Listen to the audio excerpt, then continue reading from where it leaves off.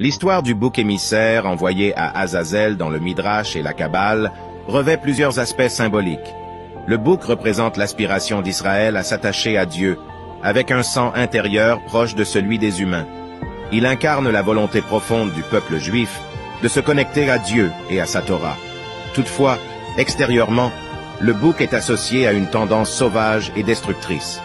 Les idolâtres l'utilisent pour provoquer la ruine de leurs ennemis en sacrifiant aux séirim, considérés comme des démons.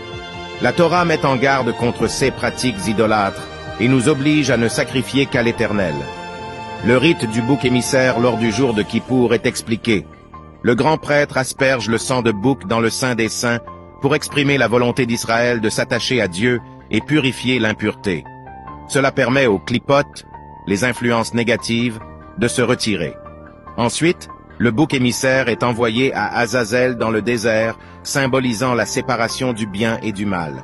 En se séparant du bien, le mal perd sa vitalité et sa capacité à inciter à la faute.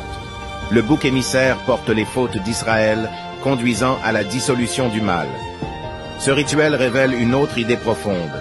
Le bouc envoyé à Azazel est considéré comme un présent ordonné par Dieu à Samaël, l'ange des ravages et de la destruction. Cela lui montre que les forces du mal ont un rôle important dans le libre arbitre de l'homme sans être attiré par elles. Compris cela, Samaël se calme et ne cherche plus à inciter à la faute ni à accuser Israël. En somme, cette histoire met en évidence le parcours spirituel d'Israël et son désir de se rapprocher de Dieu. Elle enseigne l'importance de se détacher des passions corporelles, de reconnaître la présence du mal et de choisir le bien malgré les tentations.